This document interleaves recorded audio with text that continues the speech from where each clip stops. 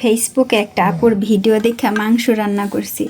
সেই মাংস যে এত মজা হয়েছে, এখন বারবার খালি এসে পচা বলতেছে ভাত মাখাই দিতে। এই প্রথম আমি অন্যরকমভাবে মাংস রান্না করছিলাম। খাইতে খাইতে এইটুক আছে, ছেলে একটু পর পর এসে বলতেছে ভাত মাখাই দিতে। কি স্বাদের হয়েছে, আমি প্রথম রান্না করছি এরকম, এত স্বাদ হয়েছে।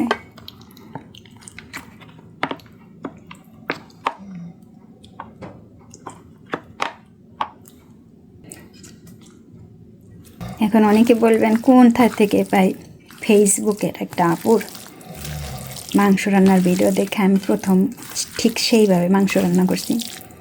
এত টেস্ট, আমি এই প্রথম রান্না করছি এইভাবে গরুর মাংস।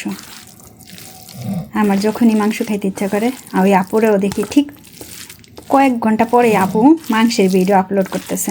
মানে আপুর খাওয়ার স্টাইলে, মানে মুখের রুচি আর আমার রুচি মানে একই রকম। তা আমি সাথে সাথে মাংস কইরা রান্না করে লইছি। লাস্টে আর একটু টমেটো দিয়ে দিলাম।